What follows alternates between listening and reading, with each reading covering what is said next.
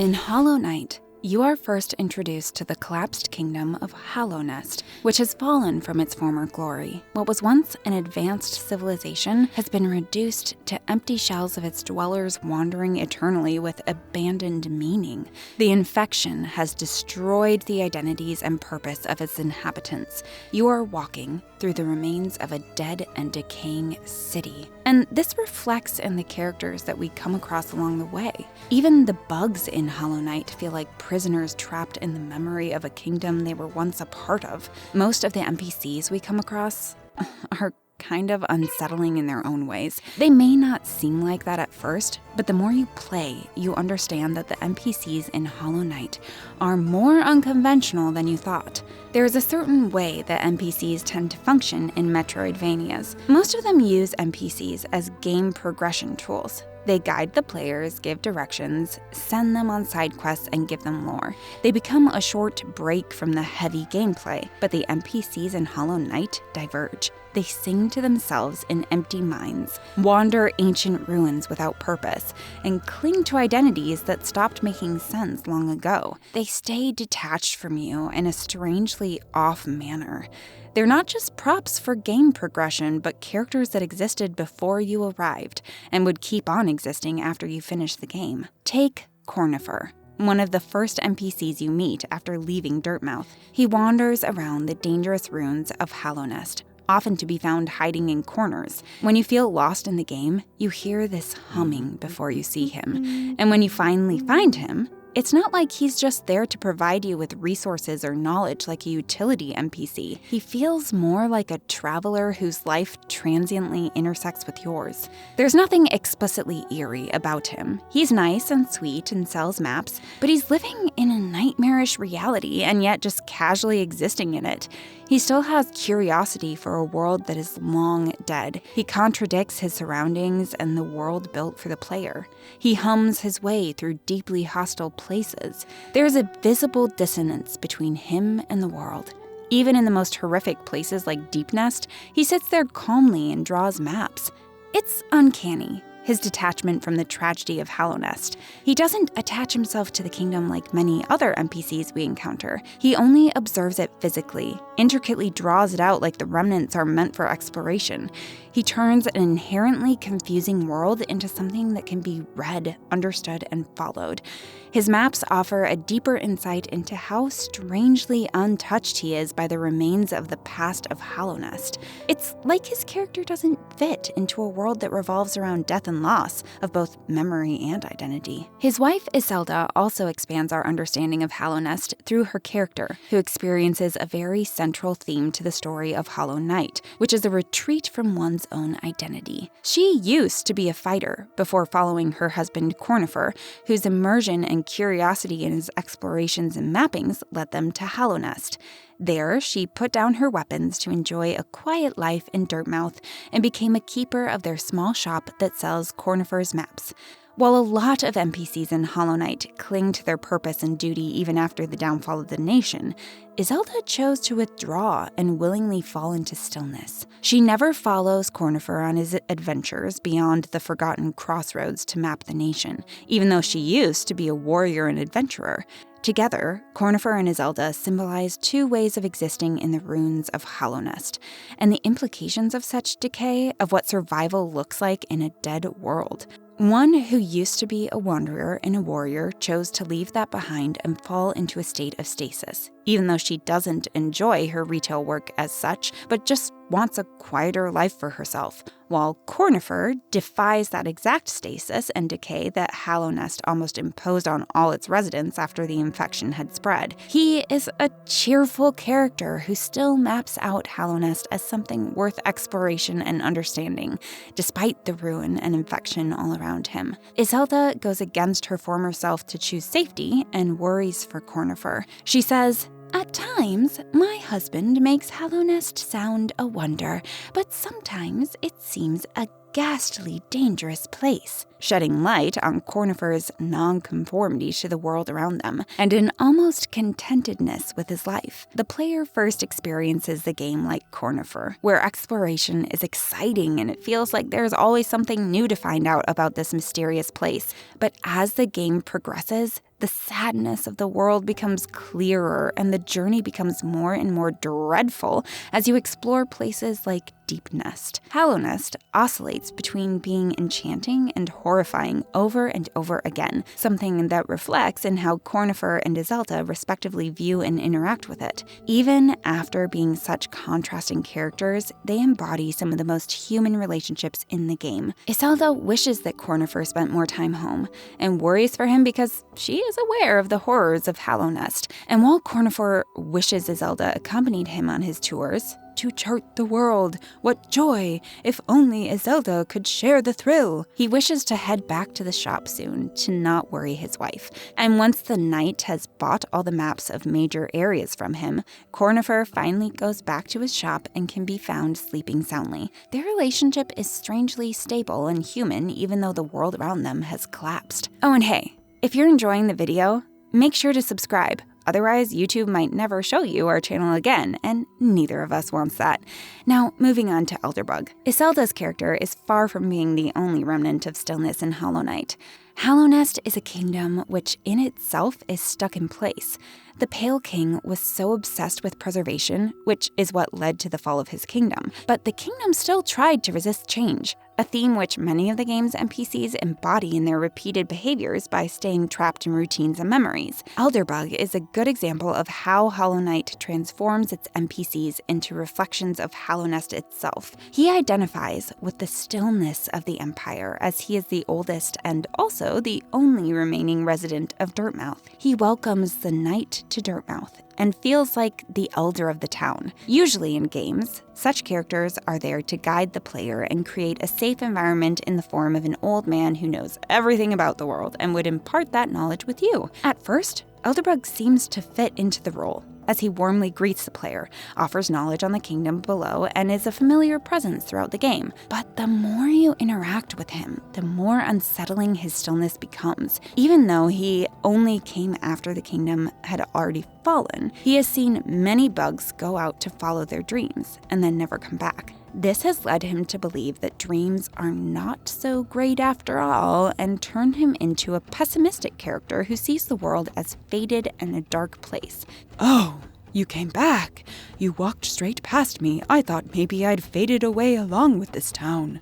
He considers himself to be transient as well, someone waiting to fade away with the town. Ancient cities like Hallownest remain inhabited long after their being and purpose disappear, like the ghosts that linger after death, and the infected bugs roaming around the kingdom endlessly repeating meaningless actions. Elderbug, on a personal level, becomes an embodiment of the paralysis after the decay of a thriving empire. He doesn't romanticize exploration like Cornifer. His existence in Dirtmouth feels passive, and he exists with an exhaustion that comes from a long, meaningless presence. It's almost like he fears Hallownest, as he has seen how descending into the kingdom changes people, makes them disappear, go mad, or get robbed of their memories. These fears haunt him, and sometimes get projected into the knight in the form of advice, because he doesn't know any better. A lot of his advice is pessimistic in nature, and comes as warnings against ominous places. NPCs like the Elderbug usually understand the world and have answers for the player, but Elderbug himself feels pretty uncertain about the world outside of Dirtmouth. Unlike other characters, he has never gone out of Dirtmouth or explored the kingdom. He speaks through memory, rumor, caution, and his dialogue holds a sense of ambivalence. He is trying to preserve meaning where there isn't any, which adds fragility to his character. But despite all this pessimism, when he is given a delicate flower by the knight, he accepts it gladly and feels his cynical worldview lifting, his surroundings feeling a little less faded than before. It gives him hope and makes him think that maybe dreams are not so bad after all. Elderbug is one facet of Hallownest's harrowing stillness that ends up being all-consuming. But there's also another kind of stillness, one related to place, that can be seen and felt in the game.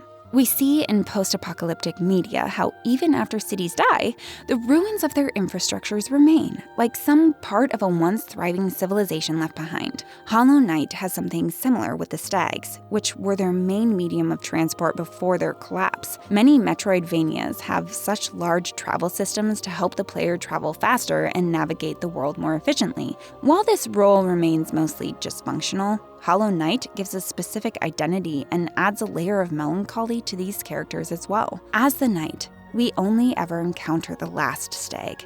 Everyone else had either died or disappeared after the kingdom went down, and the last stag was the only one left behind.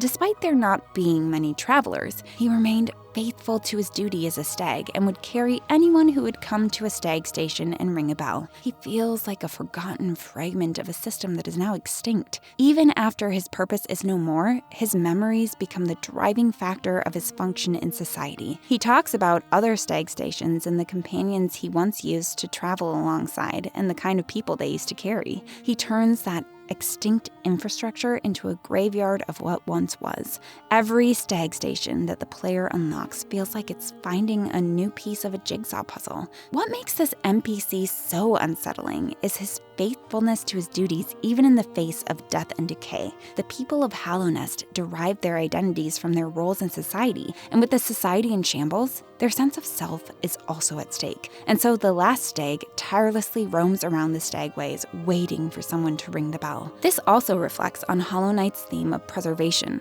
the obsession which led to the ultimate fall of the Empire.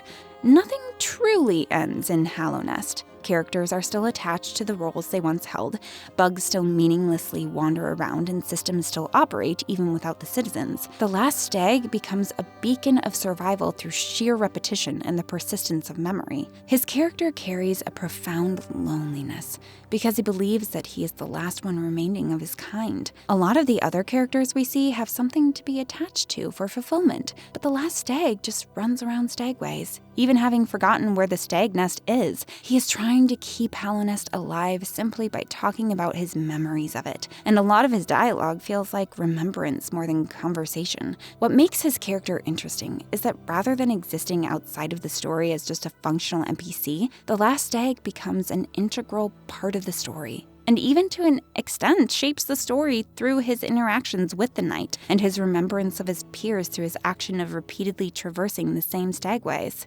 Stagnation this way is one way of dealing with collapse all around you, but not everyone experiences it the same way. In a world where your identity is constantly disintegrating and getting reshaped around you, some deal with it by clinging to memories and routines of the past, while some make up an exaggerated version of reality in their head and try to live up to it every day. Zote is a character who truly represents this denial and reshaping of one's identity. During the first few interactions, Zote strikes players as a comic relief. He calls himself Zote the Mighty or Life Ender and is always boasting about his strength and heroic achievements.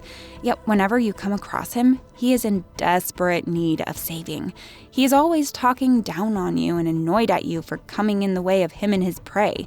Usually, he would just be an arrogant NPC who is supposed to shed light on the silently heroic main character. But in Hollow Knight, his character is more than just a tool for humor. What's interesting about Zote is not that he lies, but the fact that he's psychologically dependent on it for survival. His ridiculous behavior comes out as a defense mechanism because he had a very controlling and emotionally demanding childhood, something that we find out through his precepts. Precept 11, which is claimed to be self-explanatory, is called "Mothers will always betray you," which sheds light on Zote's volatile relationship with his mother in his childhood, where he couldn't trust her or rely on her because of fear of betrayal. And Precept 52 reads, "Beware the jealousy of the father," and it talks about how fathers believe that their children must serve them and never exceed their capabilities. It's almost like he believes that fathers should control the minds and destinies of their children so they don't get ahead of them. Zote then says that if you wish to pave your own ways,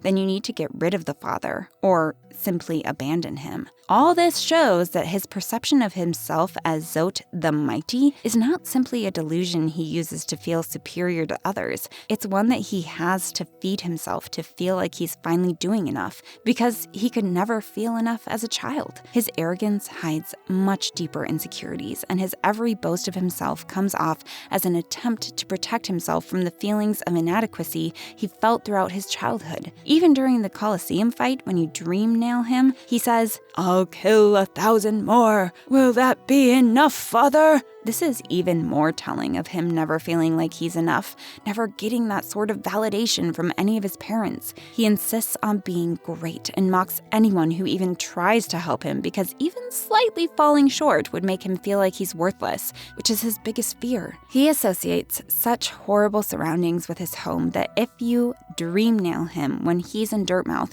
he says that the place is so ghastly it reminds him of home. He lives in a deeply unstable world where a lack of sense of self can drive anyone to madness. He also deals with that instability by creating a version of himself that people would need, who would be heroic in his endeavors to save the world. His precepts speak grandly about his abilities and strength and portray him as the most legendary warrior in the world, but he does not stop believing that even after reality proves him wrong over and over again. This way, all of his mighty ego becomes a defense mechanism against feeling irrelevant, rather than a sign of any actual confidence. This is how Zote's character slowly makes you aware of the psychological effects of a bad childhood amidst a dying kingdom. While some characters get frozen in time, unable to move on, some are forced to take on new imagined identities and then perform them endlessly to survive.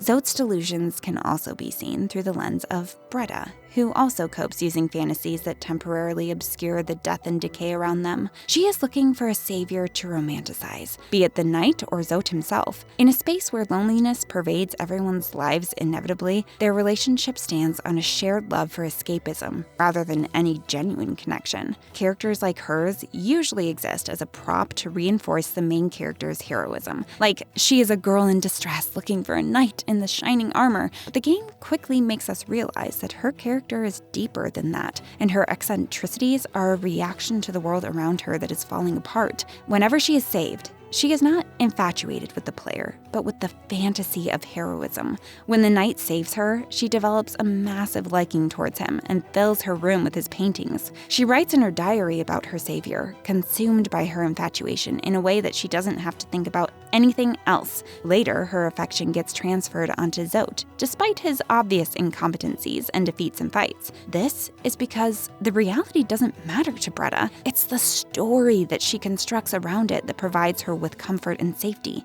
In this sense, she and Zote end up mirroring each other as they become obsessed with their fantasies to cope with the reality. This reflects on Hallownest as a place where people have to depend on emotional fantasies to survive. They're trapped by an identity crisis and a lack of purpose that forces them to retreat within their own made-up worlds. Bretta's understanding of the world is not shaped by direct experiences as much as it is shaped by her preconceived ideas of adventure and heroism. This reflects in her love for Zote, where she is infatuated by a portrayed image of him, not by who he really is. It's strange how dreamlike her behavior is, even though the game itself is also made in a dreamlike setting where the lines between the reality and the internal emotional worlds of the characters are blurred. As someone living in a place as ghastly as Hallownest, she turns that horrific reality into something of a romantic fiction filled with action heroes and dwindling love interests. But unlike a lot of characters in Hallownest, she is one of the only few that are able to eventually break out of this cycle. Her fantasies start to collapse when she repeatedly sees Zote's narcissism not match up to his reality, and she starts viewing him as diminished. She also gradually stops romanticizing the knight, seeing him merely as a beast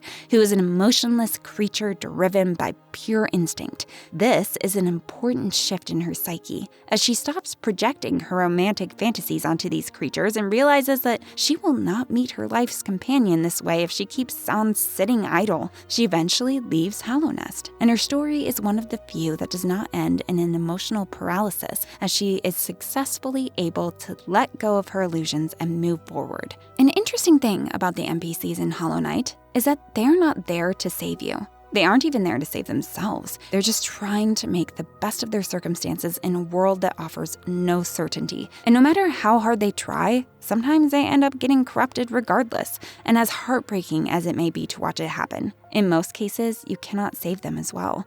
Most NPCs we know in Hollow Knight retain at least some sense of self, even within all the death and destruction around them. But Myla is different, as we witness her lose herself in front of our eyes through the various interactions we have with her over a period of time. Through Myla, we finally witness first-handedly what made Hallownest into what it had become by the time we're playing the game. When you first encounter her in the Forgotten Crossroads, she is found mining crystals and singing happily. She seems to be doing okay for the kind of a hopeless world she is in. She forms one of the very few genuinely comforting moments in the early game. You feel encouraged to talk to her, make her acquaintance, and associate her with warmth and familiarity. The song she keeps singing goes like, "Oh, bury my mother, pale and slight. Bury my father with his eyes shut tight. Bury my sisters 2 by 2. And then when you're done, let's bury me too." At first, it sounds like a childlike, whimsical song, almost like a nursery rhyme. But if you read the lyrics, they're pretty ominous, all revolving around death and burial. She hasn't even been infected yet, but she talks about her own burial as a kind of foreshadowing, like she predicts her fate even before she understands it. What sounds like a cheerful song holds a much darker meaning, and slowly it starts to show within the game as well. When the more you visit her, something about her feels like it has started to change. Living around infection, her singing becomes fragmented. Her thoughts sound confused, and she slowly starts to lose herself entirely to the infection. And this change within her isn't sudden. She doesn't suddenly become hostile. It happens gradually with every single repeated visit that you witness her identity erode piece by piece. This shows that the infection in Hallownest doesn't just destroy people physically, it consumes them psychologically and ultimately ruins them. We see the infected bugs repeat their behaviors incessantly as they did when they were alive and uninfected. Memories of their past self lingers. It's like a fragment of them that's trapped within their infected bodies. What really hits is that even as Myla is disappearing within the infection, she keeps on singing, and it's almost as if her behavior and routine outlive her sanity. What makes Myla's character feel even more strange is that from the get-go, she feels pretty ordinary, even gives a sense of comfort. She's not like the characters of Midwife or the Collector that immediately feel unsettling. Slowly building familiarity with her and then losing her to infection feels even heavier on the player. Instead of learning of Hallownest's decay or downfall through lore and the ruins of the kingdom, the player experiences it first-handedly through her character. Through Myla, the game tells us that in a world that is dying, even warmth, routine, and happiness can be very fragile and transient. When the voice of the Radiance takes over, it keeps on commanding her to kill the Knight. Someone who waited for the return of the Knight becomes completely hostile towards him and destructive towards herself. She slowly forgets her song. This is what makes her character so unsettling. Her transformation turns one of the game's most comforting characters into evidence that in a place like Hallownest, nothing can remain untouched by decay and ruin. We have talked a lot about the purposelessness that the inhabitants of Hallownest feel, especially after the spread of the infection made them into simple-minded creatures, and that led to the ruin of most of them, sort of becoming a defining arc in their characters. But amidst all of this exists the character of the nailsmith, who was ruined not by a lack of purpose, but the overabundance of it. His character is one that is so immersed in his passion that he continues doing that even after the world has lost all meaning. He survived through the fall of Hallownest, and he was so consumed by his craft that he barely even noticed the world collapsed around him. He lives in a hut surrounded by nails and works in total seclusion. Even before, when the kingdom was thriving, he barely paid any attention to the 5 great knights and all the glory that the kingdom had to offer. All his time, efforts, and attention went towards his one goal of forging a pure nail, which would be the apex of his craft.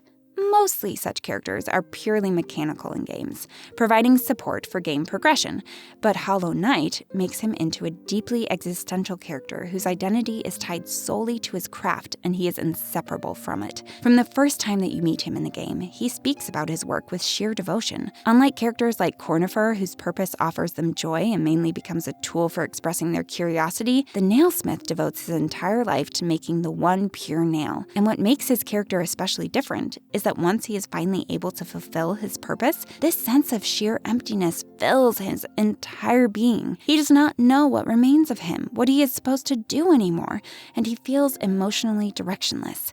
He even asks the knight to kill him because he feels like his existence has lost all meaning and there is no point in his being anymore. For his character, such a big achievement does not lead to fulfillment. Instead, it creates a howling void inside of him that he feels can never be filled. If the knight doesn't comply with his request to be cut down, he can later be found with Nailmaster Shio in his hut in Green Path. Hollow Knight further complicates the Nailsmith's character with his connection to Shio. Players get to witness a very rare moment in the game where an NPC is finally able to escape the identity that consumed their entire being.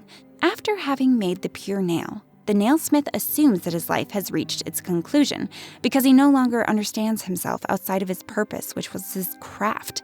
This mindset is a common theme in Hollow Knight and can be seen in characters like those of the Last Egg or the Grey Mourner, who remain trapped in their memory or grief. The nailsmith was the same, but Shio represents a striking contrast to this archetype. He was also, like the nailsmith, once completely driven by his desire for strength and the mastering of his skills, but he was able to see himself outside of them and channel his creativity elsewhere, in other art forms that could move him. He hung up his nail and decided to become an artist. He set up a hut in a far corner of Green Path, and that is where he experimented with and explored various creative art forms in peace. He did not let discipline and mastery imprison him, but instead transformed those into even more creative endeavors. His isolation is one of a kind in Hollow Knight.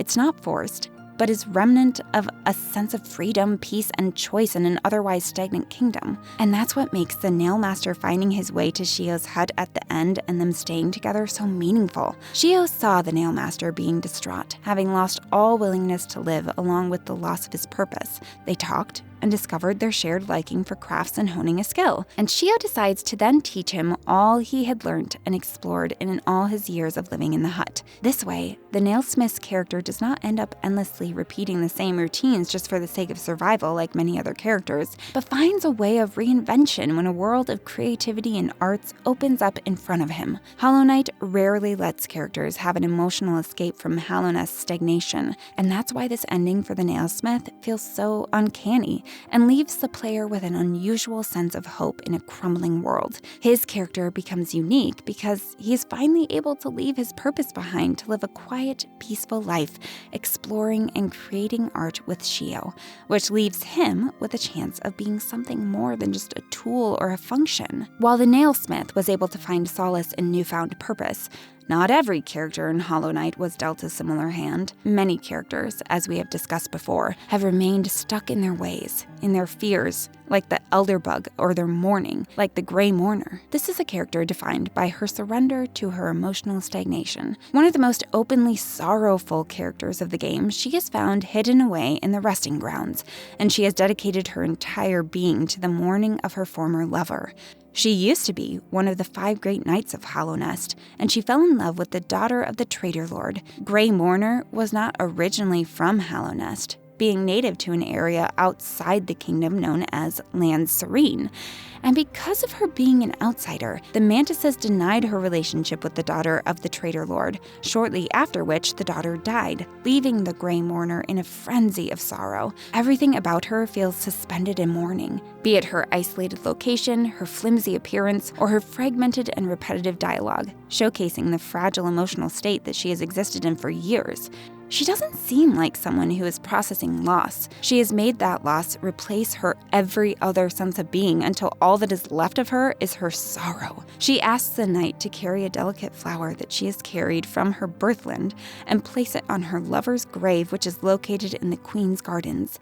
This act of having to carry the flower through the decay and corruption of Hallownest turns the Grey Mourner's grief into something physically fragile that needs to be protected. So the flower also becomes representative representative of something delicate that needs to be preserved in a decaying world as a symbol of memory. What makes her character especially unsettling is how much she has dedicated her life and devoted herself to her memories of the past. Other NPCs in Hollow Knight are also haunted by or stuck in their emotions, but the Grey Mourner reduces her entire identity to the remembrance of her past love. Her survival is not attached to any sort of hope, purpose, or repetitive action, but rather her commitment to her sorrow and endless emotional preservation. Her surroundings also reflect this stillness. The resting grounds feel like a place that is already detached from ordinary time, filled with spirits and memorials, and the Grey Mourner almost appears like a ghost among them even though she is alive. She represents the hollowness of Hallownest through the emptiness within her, even though she has tried her entire life to preserve whatever was left of her lover through her memories and emotions. Her character shows that holding onto the past so tightly only leads to personal decay as one refuses to move through loss,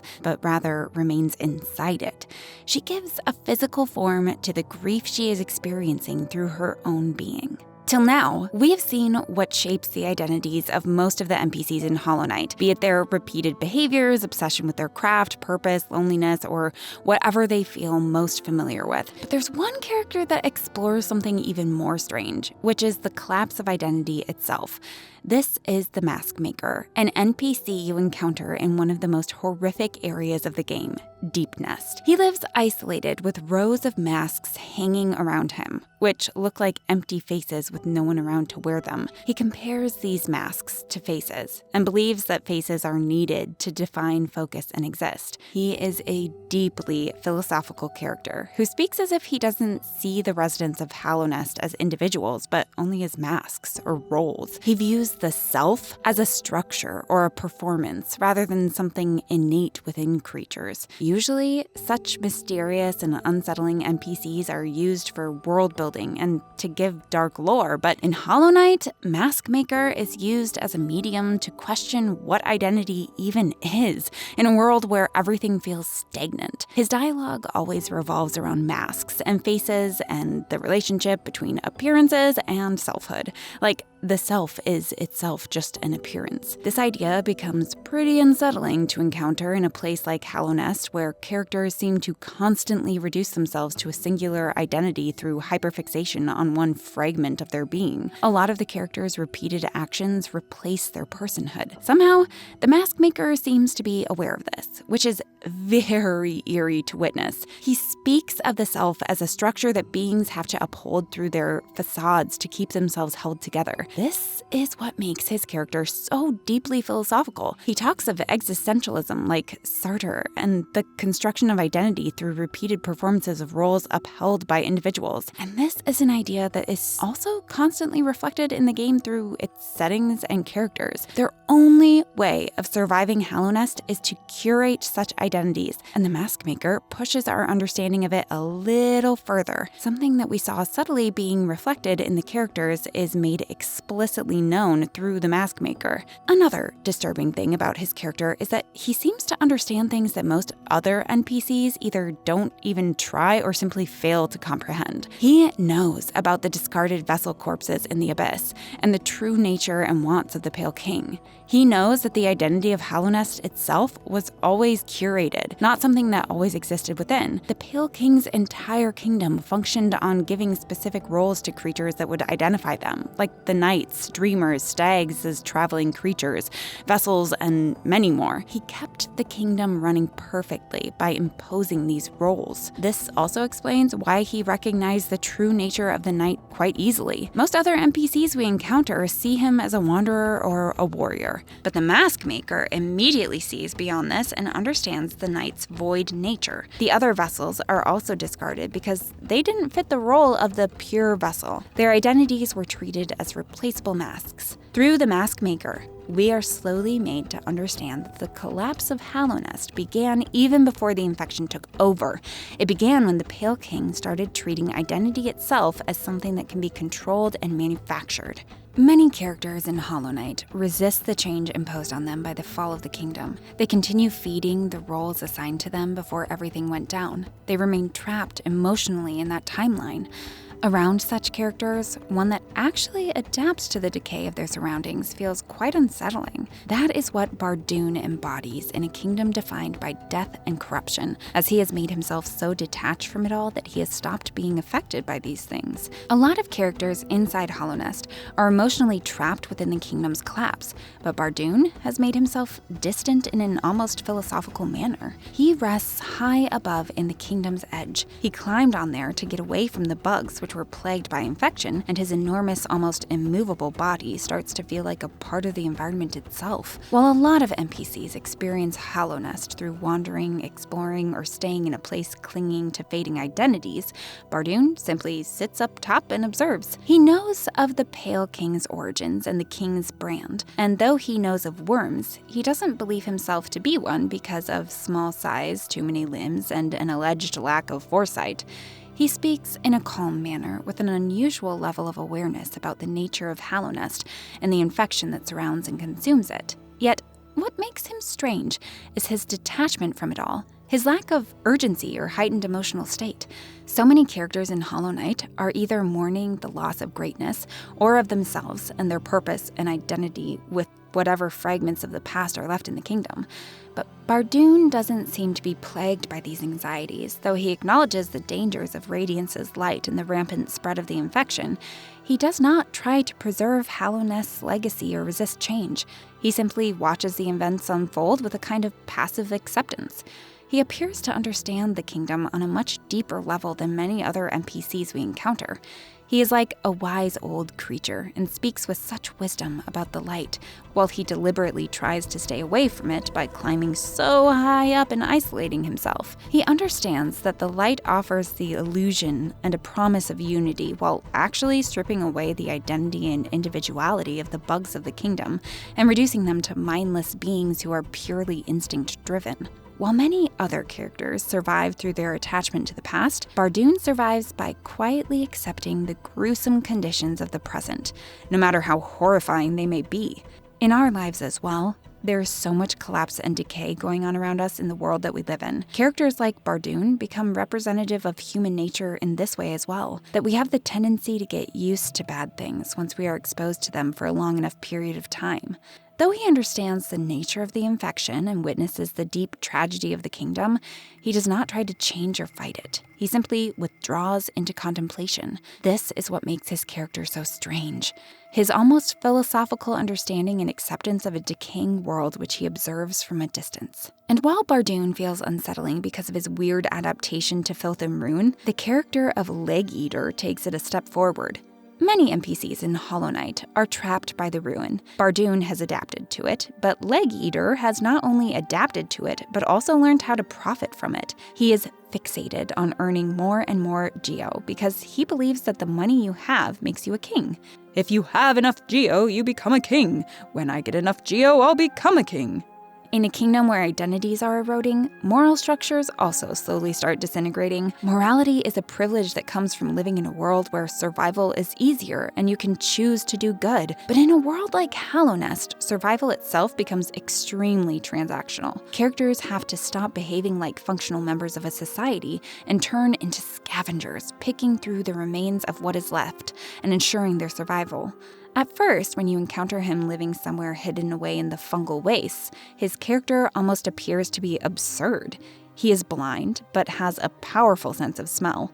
And though he is a reserved bug, he reacts with anger at any perceived danger or threat. He sells fragile charms and speaks in dialogues that feel strangely exaggerated and excited.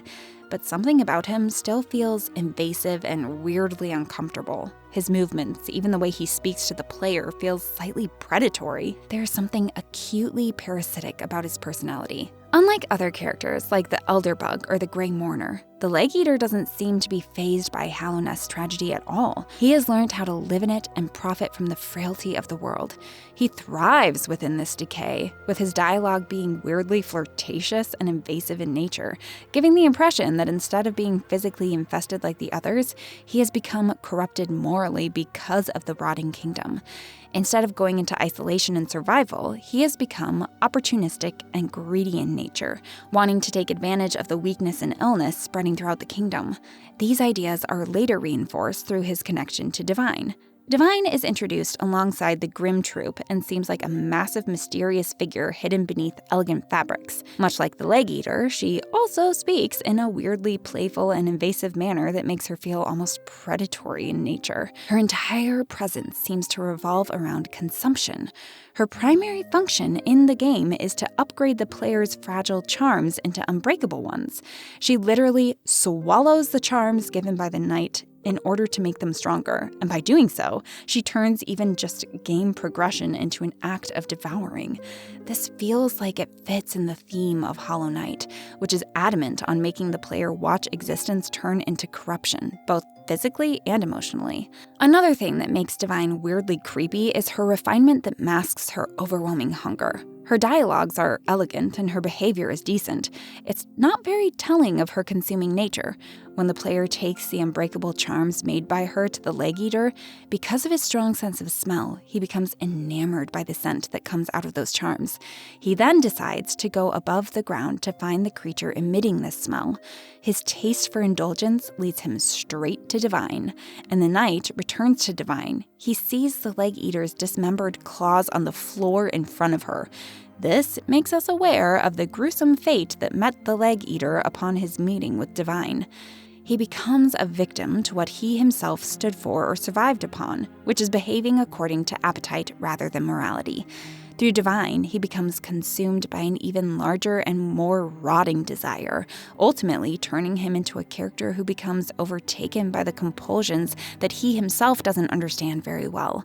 He also becomes reduced to his instinctive fixation of indulgence, and in a lot of ways, she naturally feels like an appropriate endpoint for this character, someone whose identity is also elevated through her appetite and consumption. Unlike the other relationships we have seen in Hollow Knight, which represent an unnatural humanity in a dying and decaying world, the relationship between the Leg Eater and Divine is predatory in nature even towards each other. Divine absorbs and consumes, and the Leg Eater slowly diminishes and ultimately gets eaten up by her being. And that is what makes these characters so fitting for each other in representation of some deeply embedded themes in Hollow Knight.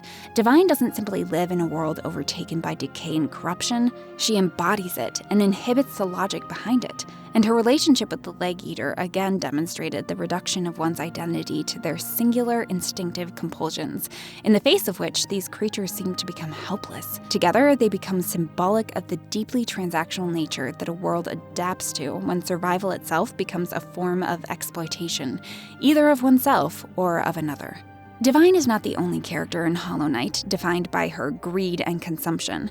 Midwife is another NPC that barely feels human. Most other NPCs we encounter in Hollow Knight have at least some fragments of social behavior, attachment, and memory left with them regardless of all the ruin and decay around them. But meeting Midwife doesn't feel like encountering something that is surrounded or affected by rot, but something that is a personification of rot itself.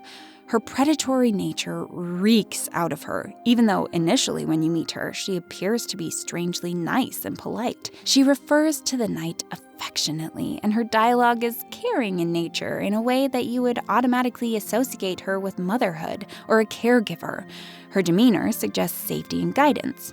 But she is found in one of the most claustrophobic and hostile areas in the game, which is the Deep Nest, and the game has made it abundantly clear that nothing that resides there can ever remain free of rot, and this seemingly kind nature of hers turns into horror when she reveals that she consumes the children that she was once meant to care for. This falls back into something that is very thematic to Hollow Nest, that even if you are not literally infected, this place makes you corrupt in some way or another by corrupting the roles and functions that at some point gave you an identity and social stability. In such a world, people abandon all morality. Mostly what we have seen until now is people getting trapped in their memories, grief, or purpose. But Midwife makes us take a look at an even greater stage of deterioration where those repetitive identities also collapse, and all that's left is raw instinct. There is no social order, good or bad way of being, or sense of morality because the world around her has collapsed collapsed and become meaningless. Her identity as a midwife means nothing now, so she functions on raw instinct that feeds her appetite.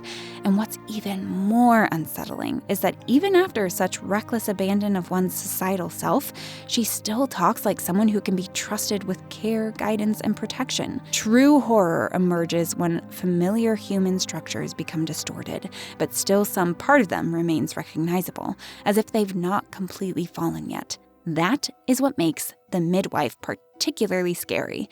We understand this even better when, even after all the polite conversation, when she removes her mask, she reveals a mouthful of teeth and tries to eat the knight. Because of this, her politeness and warmth feel fake and rehearsed, as at the end of the day, she still views every creature as eventual prey. Even according to game mechanics, the midwife is a weirdly unique character. She is one of the few NPCs who can be hit with the nail without taking damage, and hitting her causes her to hide until you re-enter the area.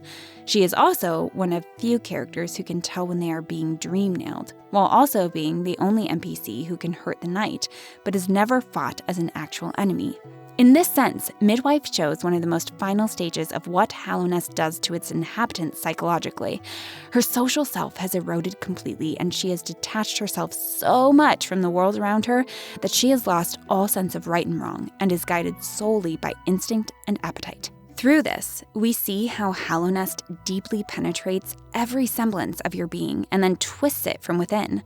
While some let go of all sense of identity and cling to their instincts for survival, some are simply never able to let go and are defined by their desperate attempts to preserve purity, order, and permanence at any cost. Such is the character of the White Lady, who was the queen of the kingdom and the wife of the Pale King. She completely isolates herself and clings to the remnants of a kingdom that has already failed her. It is through her that we see how the desire to preserve and continue perfection can be almost as destructive as total corruption. When you meet her in the game, she feels like a sacred character who is found deep within the queen's gardens and is physically bound by large roots that restrain her. Her dialogue feels very deep and maternal, but there is an overwhelming sense of guilt and emotional suppression surrounding her. She feels like someone who is oppressed by the ambition of an unbroken and eternal kingdom, and the consequences of trying to make that happen before it all inevitably falls apart. As the wife of the Pale King, she is the mother to all the countless vessels that were thrown into the void in search for the one pure vessel. She feels the weight of her hand in trying to engineer the pure vessel and the quest for its creation, in which empty vessels, her children, were stripped of their right to exist just to find one vessel to contain the infection. This connects to the larger theme in Hollow Knight, where it is thought that suffering and chaos can be kept in check through absolute control. But those attempts to preserve it are actually what started the fall of the kingdom. The denial of impermanence, individuality, and emotional complexity, rather than trying to coexist with these basic universal themes, is what led to the downfall of Hallownest. And the White Lady lives with that denial in complete isolation, where she drowns in the guilt of what they did to all the other vessels. But even though she keeps herself restrained in one place like that, she is still psychologically attached to Hallownest, as she is not able to let go of the memories of the past and abandon it despite recognizing all its failures.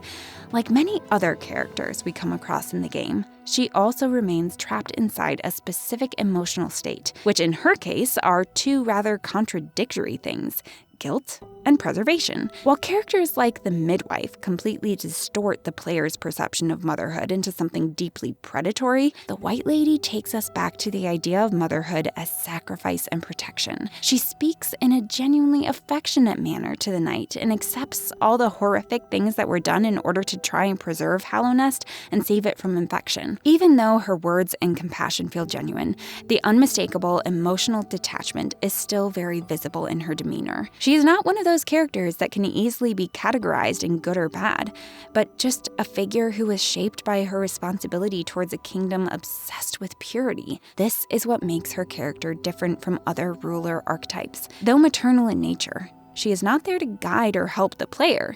She shows what a deep denial of impermanence does to a world which is inherently transient in nature. Like the White Lady herself, entrapment by memory seems to be quite a common theme in Hollow Knight.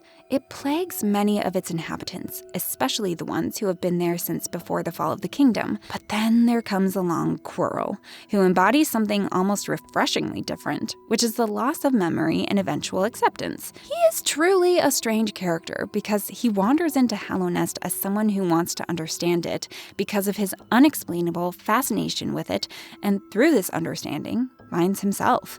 When you see him in the game initially, he appears to be this mysterious figure carrying a mask on its head and speaking of fragmented memories tied to Monomon, who used to be a teacher and scholar in Hallownest. He is a wanderer, who in any other Metroidvania would probably serve the function of guiding the player in a certain direction. And though he does serve that purpose, most of your meetings with him are not singularly goal-oriented. He serves a much deeper emotional purpose. He is a contemplative creature who stops to observe and appreciate landscapes and architecture, and is trying to understand Hallownest's history with an unusual calmness in his demeanor.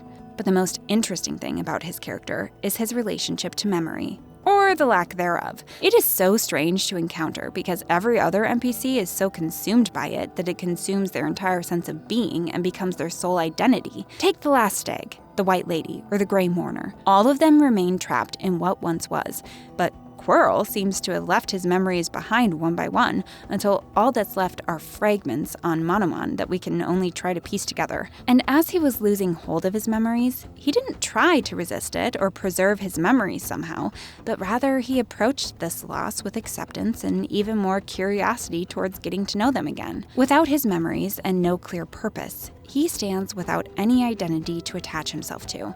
Yet that doesn't make him bitter or hopeless or worse, stagnant. He keeps going on and becomes even more attentive towards the present moments in his way of living. This is how he stands in contrast with the rest of Hallownest. No one can survive there without clinging to an identity which offers them a purpose and hope.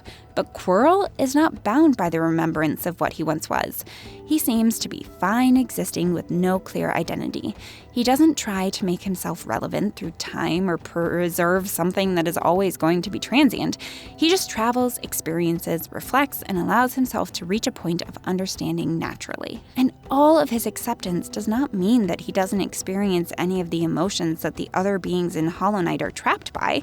He still expresses wonder, loneliness, uncertainty, and appreciation without being consumed by them. This makes him feel strangely human in a place where everyone has to let go of their societal self and rely on instincts for survival. He allows himself to fade, which is why his eventual disappearance beside Blue Lake is such a poignant moment in the game. He doesn't lose himself to infection, corruption, or an eventual descent into madness. He just reaches an inevitable end to his journey.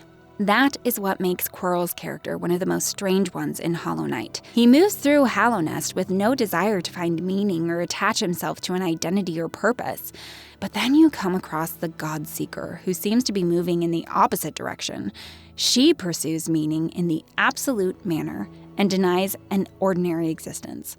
Even though Quirrell represents an acceptance of permanence, the God-Seeker shows the terrifying desire to go even beyond it and transcend impermanence altogether. She has become so consumed by worship and a metaphysical obsession that she simply doesn't relate to the world in a human sense anymore. She originates from the Land of Storms and is a part of a larger group of God-Seekers.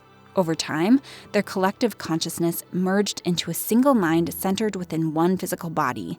This itself separates her from every other NPC in the game. She isn't just an individual, but a physical manifestation of an entire culture centered around worship, where even their identity is secondary to their devotion.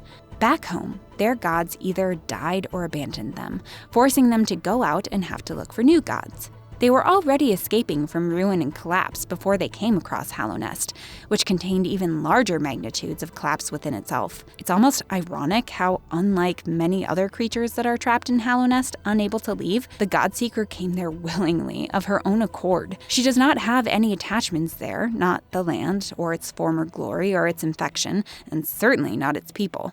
Instead, she views Hallownest as a sacred land filled with divinity. She gets drawn to the kingdom because of the Pale King's lingering power that acts as a beacon, and when she's there, All she seeks is God, not a civilization. This feels very weird as the player because you've spent the entire game viewing Hallownest as a ruined and decaying kingdom with nothing good left in it.